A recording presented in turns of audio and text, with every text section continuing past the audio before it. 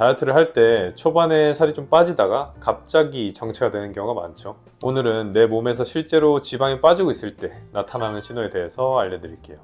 일단 첫 번째는 금식을 해도 별로 배가 고프지 않아요. 그래서 탄수화물 좀 덜 먹거나 아니면 금식 자체를 했을 때 원래는 막 배고프고 해야 되는데 별로 힘들지도 않고 배가 안 고픈 거죠. 지방을 좀 잘 쓰고 있을 때 나타나는 현상입니다.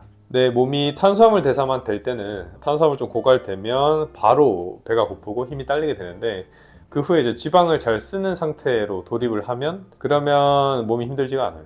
두 번째는 자고 난 후에 체중 변화가 좀 있어요. 요거는 다이어트 초반에 해당되는 얘기는 아니고 한 둘째 주 이후부터에 해당되는 얘기인데, 지방 대사가 좀 잘 될 때는 자고 일어날 때마다 좀 몸무게가 한 300~400g씩 빠지게 됩니다. 반대로 몸이 아프거나 몸이 안 좋거나 지방 대사 막히면 체중 변화가 크지는 않습니다.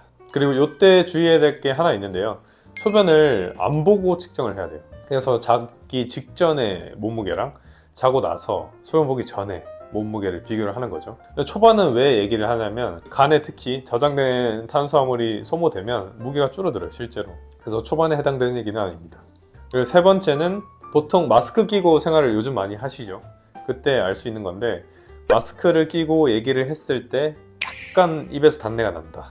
그게 중요합니다. 그래서 마스크를 끼지 않는다면 이렇게 좀 우스꽝스럽지만 이렇게 한번 해보세요.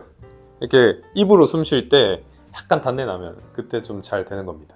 요건 좀 자세히 설명드릴게요. 입에서 단내가 난다는 말은 몸에서 지방을 좀 잘 쓴다면 필연적으로 간에서 케톤이 만들어집니다.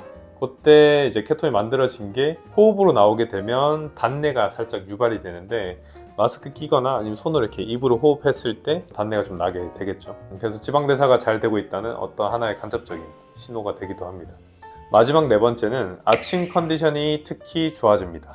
요거는 호르몬 불균형도 좀 연관이 있지만 에너지만 살펴보면 우리 몸에 저장된 탄수화물은 보통 아침에 도달하기 전에 고갈이 나요.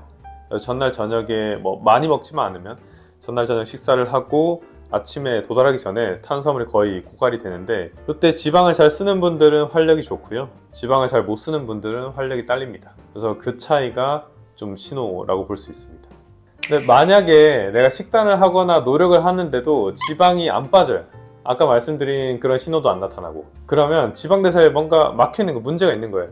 그래서 원인을 찾아서 교정을 해줘야 됩니다. 원인을 교정하지 않으면 살이 안 빠지니까 가까운 병원 가셔서 내 몸에 어떤 문제가 있는지를 좀 살펴보시고 거기에 맞춰서 치료받으시는 걸 권해드립니다. 지금까지 김종현이었습니다.